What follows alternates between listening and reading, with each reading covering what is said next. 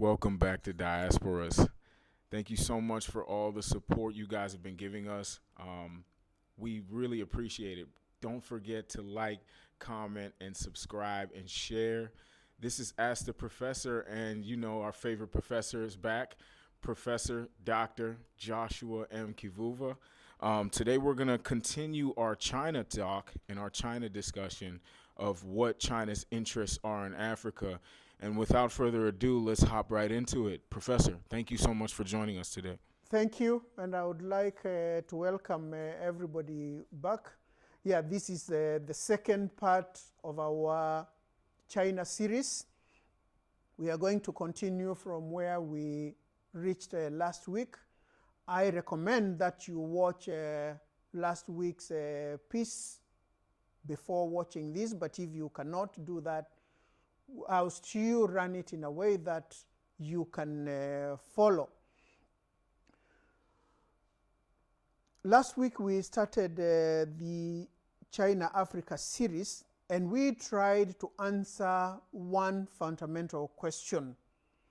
What accounts for China's renewed interest in Africa? Put in other ways, is why is China trying so much to make its presence in Africa felt? Put very simply, why is China spending so much of its resources in Africa? In answering this question last week, I advanced one major argument.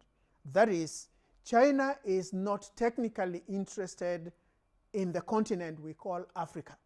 Rather, China is interested in certain very, very specific countries in Africa. And the reason why it is doing that, and this we didn't say last week, is because it has domestic interests that to fulfill them, it must pursue certain policies in Africa. Like any other developed countries,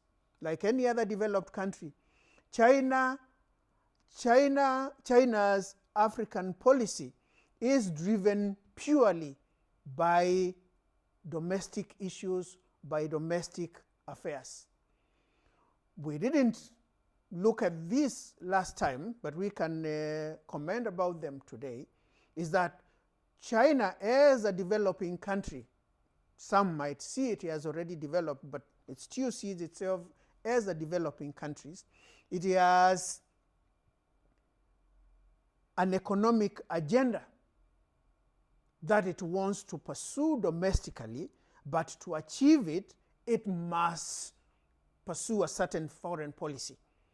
So its economic development agenda can be looked at from two perspectives. One is an industrial one, and the second one is a technological one.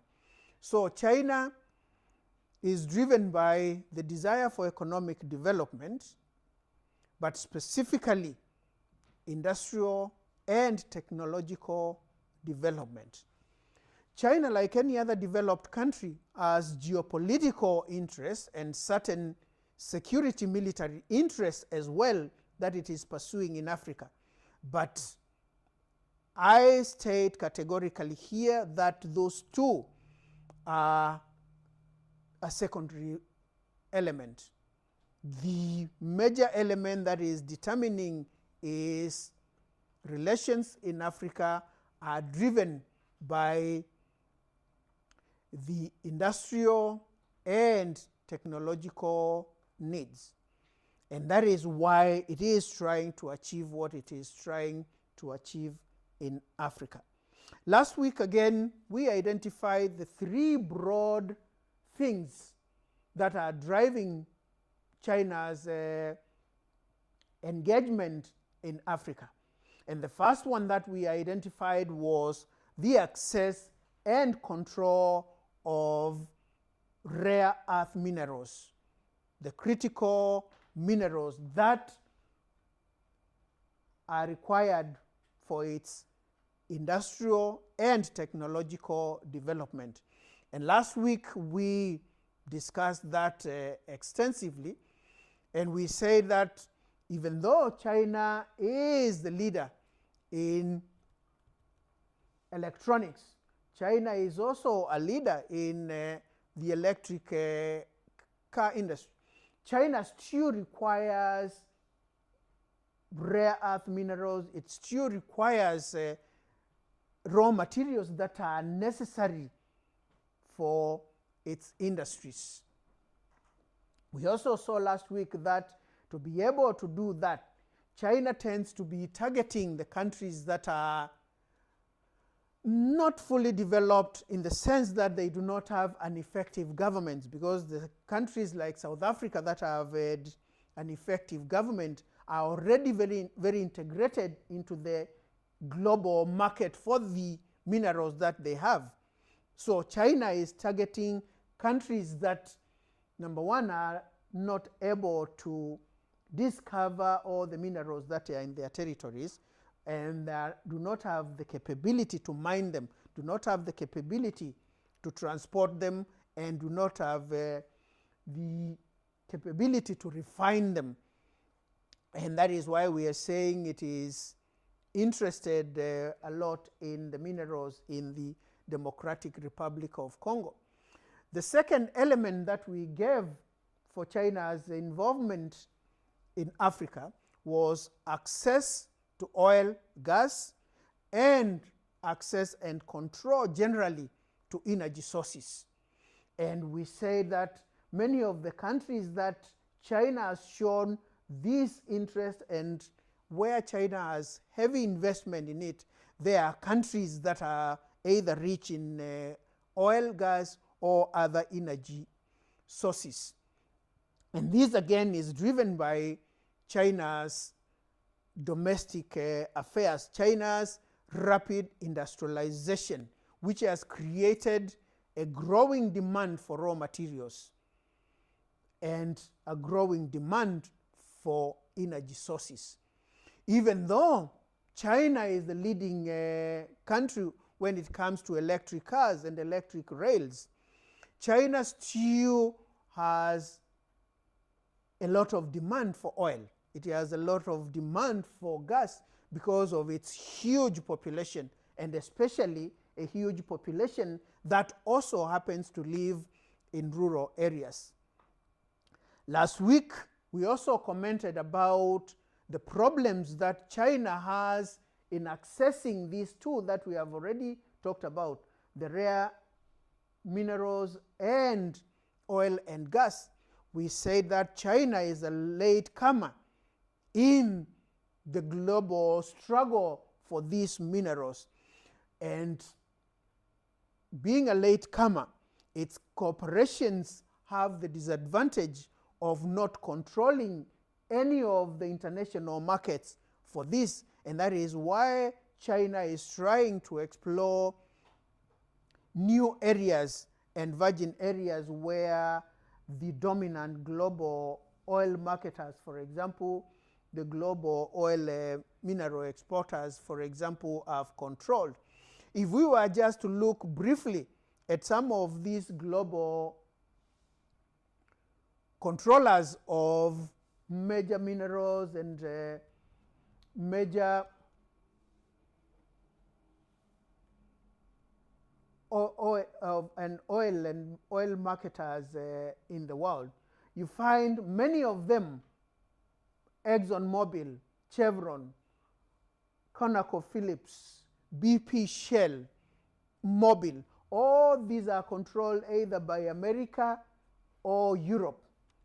In fact, the other ones like Saudi Arabia and Iran, we have national corporations that control their oil. So China has not had a firm grip on any of these resources because they are still in the hands of the traditional global oil marketers. And as a result of that, it is trying to go to new territories. It is trying to go to the non-traditional producers of these minerals. So now getting to the center of today's class. Remember, we had said that China is driven by three factors in its involvement in Africa: access to the rare minerals, and we said access to oil and gas. But China is also facing another problem that not many countries face. China, because of its trade with the rest of the world, it happens to have excess liquidity. It has huge reserves of the dollar, of the euro, that cannot be utilized domestically. So China's involvement in Africa, and especially the one that has given the perception that the relations between China and Africa is mutual, is the fact that China is genuinely investing in Africa. I say genuinely because if you look at the inflows of cash, China probably is the only developed country that has more coming to Africa than from Africa to China. And this is a little bit complex, so I want to deal with it from two perspectives. So for this lesson, I'm only dealing with it from a purely China perspective. Why is China doing it? How is it doing it? So let's now, first of all, look at the investments. Why is it investing? The first one, we have said it is because it has excess liquidity. And with this excess liquidity, it is the one that it is using to give loans to African countries. And these loans, sometimes they are given at very low interest, or sometimes they are given as if they are just grants. But these loans are meant to do much more than just what traditional loans are supposed to do. Whenever a bank, whenever a country gives another loans, the assumption is that these loans will be paid with some interest. But for the Chinese, that is not the overriding factor. And I hope we'll be systematic in getting to know how that is. Because the way the Chinese government operates is that the Chinese government owns the bank, the Chinese government drives all the industry, the Chinese government controls all these corporations that are operating in Africa, and the Chinese also control the experts that come to work to Africa.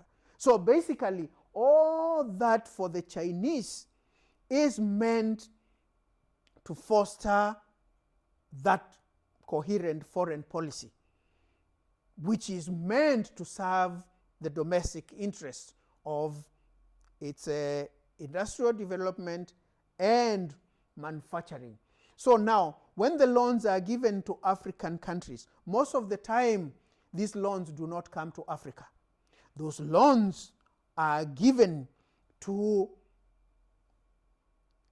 a corporation in China that specializes in these large infrastructure projects that African countries have. So the Chinese government tells the Kenyan government, the Nigerian government, we are going to give you X billion of dollars to construct a project X. Whether it is a bridge, it is a road, it is a port, or it is a road. But the government agrees with the other government that is what the money will do. And then part of that contract stipulates that the two governments will agree on the company that will be contracted to do it. And of course, for the China, that company or that corporation is a Chinese corporation. So you see Chinese money given to Kenya, but essentially given to a Chinese corporation. And then that Chinese corporation has to source its equipment from China, from another Chinese company. And that now brings us now to the second element of that investment. It is meant to ensure that Chinese industries and Chinese manufacturers have a market for their equipment. China has one advantage that many developed countries do not have.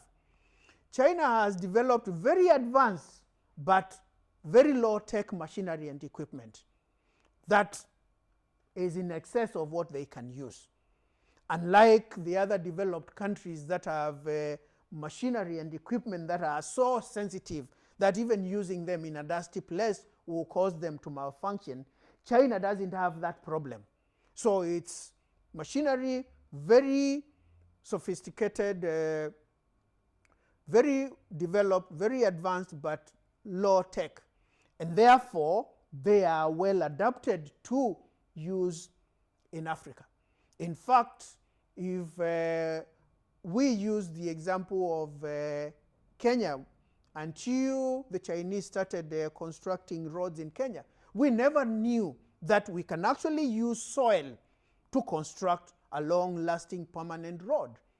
Before, when roads were constructed, especially in hilly and valley places, you find the constructors will have a problem of leveling either the hills to be brought down a little bit and the valleys to be filled, and there was always that problem. But when the Chinese came, we saw the problem being the solution.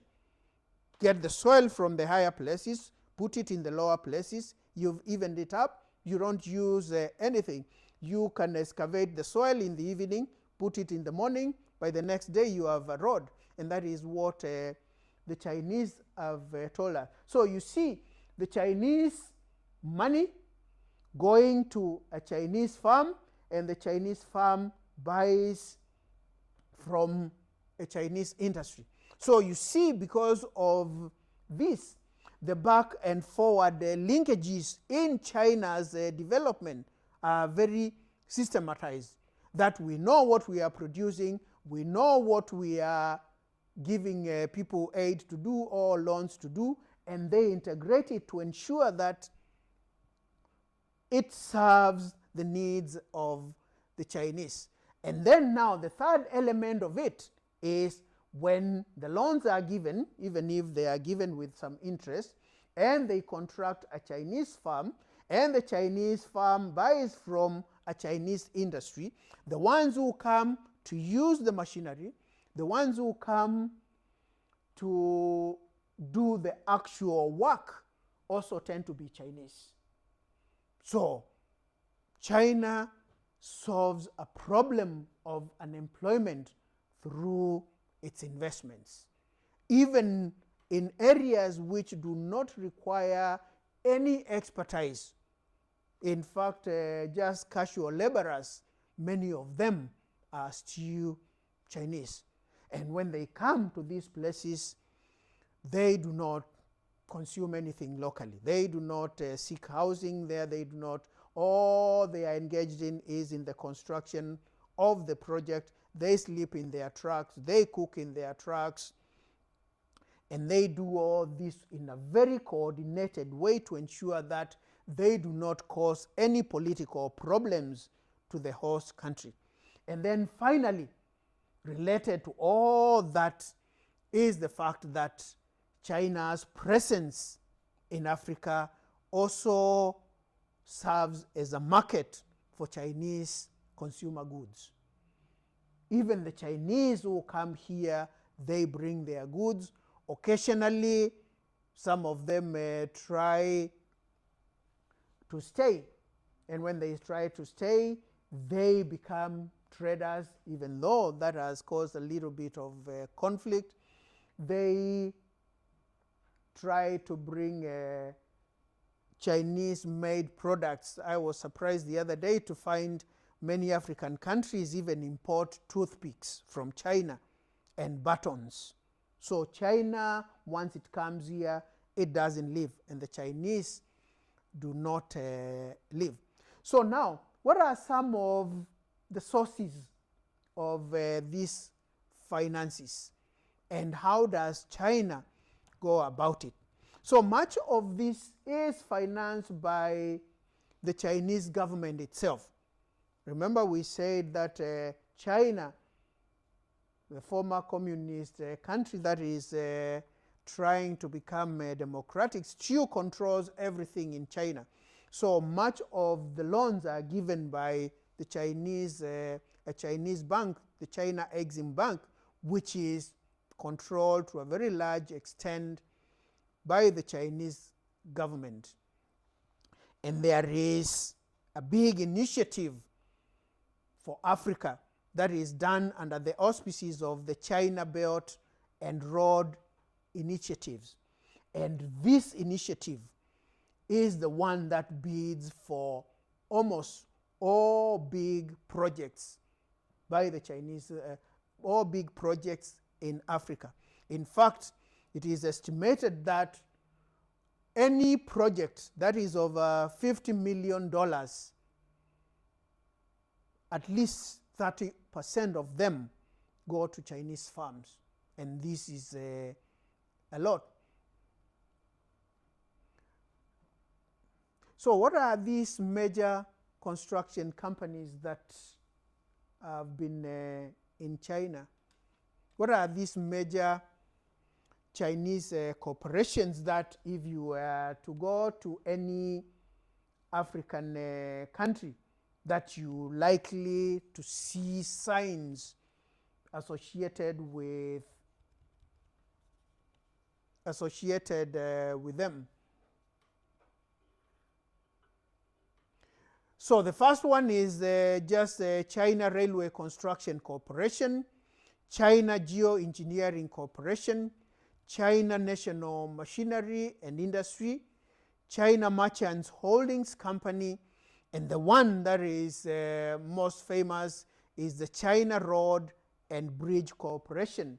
This is the one that has introduced the famous SGRs throughout Africa, the Standard Gauge Railway. And this is also the one that constructed Africa's largest suspension bridge in Mozambique. So, recapping what we have said, China seems to be engaged, and the investments seem to be concentrated in only two sectors. And these are the sectors we saw at the beginning: the mining and resource extraction in oil, in rare minerals, in rare earth. And the second one, they are in infrastructure,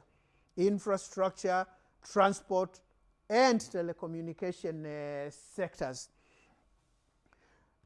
The major investments in rare earth, we say China is involved in specific countries. So many of these countries we talked about the other time.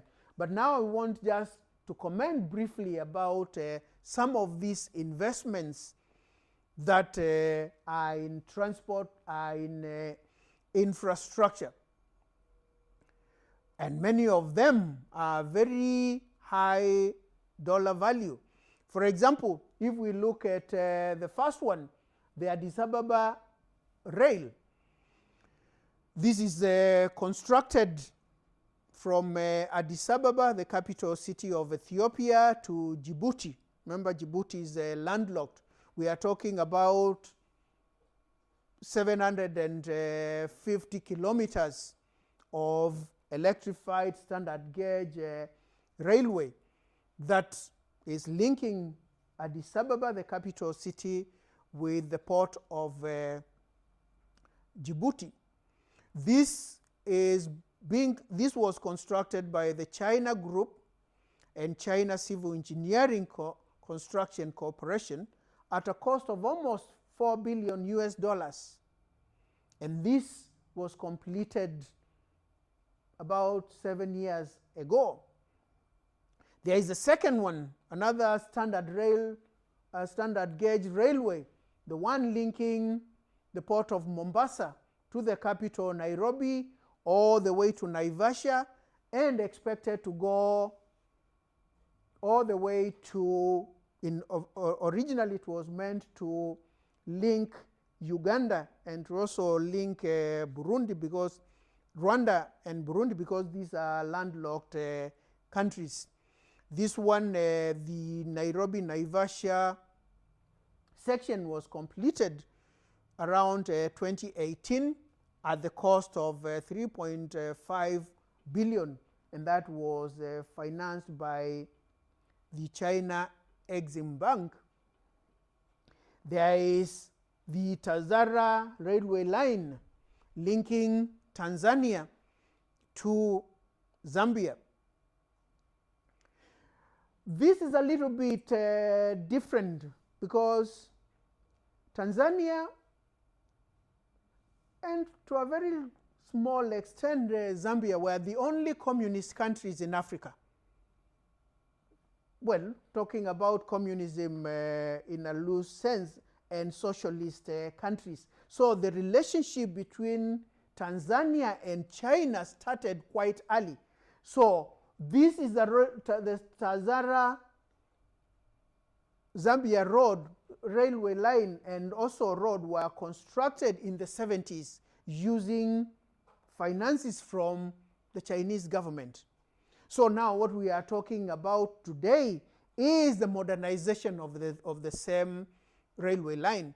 So this is close to 2,000 kilometers of line linking Dar es Salaam to Kipiri Moshi in Zambia. Zambia, remember, we've said China has interest in countries that have minerals, or countries that have resources that are required for domestic industrial production. So the importance of Zambia here is because Zambia is a major copper producing country. In fact, it is the major copper producing country in Africa.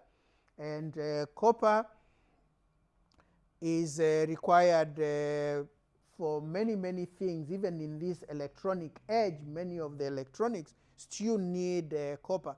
This was a project that, to modernize it, was cost about $400 million, but now they have already negotiated an expansion of it that will cost over $1 billion, and that will be supplied by the Chinese also. There is the Tema Akosombo railway line in Ghana, again being financed by the Chinese. There is the Atuobo gas plant in Ghana. There are investments also in Egypt. Nigeria has also a large Chinese investment. In fact, the Nigerian one is almost the largest in Africa, which is estimated to cost over 20 billion when it is completed. And this one, like many things, Nigeria is bogged down by corruption, by change of government, change of administration. So although the first sections of it were completed in 2017, there is still a lot that has not been done, and a project that was supposed to cost 20 billion, not even 3 of the billion have been used. And then finally, we mentioned last week that China is also interested in oil in Angola. So the Chinese have financed the Benguela railway line linking Lobito to Lao, that connects the eastern part of Angola all the way to the Democratic Republic of Congo, linking the Angolan coast with the interior of the DRC, where we've said that it has large amounts of rare earth. This was constructed at a cost of 1.5 billion, and it was done by China Railway Construction Corporation. So what we see now happening here is that we see investments of the Chinese in Africa being so systematized and being so coordinated, such that whether it is done by one arm of the Chinese government, or it is done by a private corporation, or it is done by a corporation that is owned or controlled by the government, we see that all these are so systematized that they serve the foreign policy of the government of China, as if all these elements were just departments in its foreign affairs ministry. That whatever the Chinese are doing anywhere in Africa, it is so systematized, it is all coordinated to serve those industrial needs and manufacturing needs that we talked about at the beginning. In our next series, we will now pick each one of these and try to explain it in details. Wow. Thank you. Wow, that was really good, man. Before we close out, there was an element that you had mentioned before that I think is a great time to tie in right here. But the loans, they're backed by certain commodities and key key strategic points of infrastructure for the African nations. Can you talk a little bit about that? I mean, although I didn't want to touch on this because it is an interesting one, and it might take the flavor out of the next lesson. We can keep but- it if you want to keep it. Let's keep that for the next lesson. Okay. And that's something to look out for, man. That's something that's gonna really loop in this entire conversation. But as we continue to talk more about China in Africa, we're gonna talk about the relationship that they've been able to build. But there was a major key point that you made, which is from the perspective of China, what do I want? And from the perspective of Africa, what do I need, right? So as we continue, we're going to keep on discussing that. Professor, thank you so much. And let's keep all of that for the juicy conversation later on. Thanks for joining us. And please like, comment, subscribe, and share. And join us next time. This has been Ask the Professor.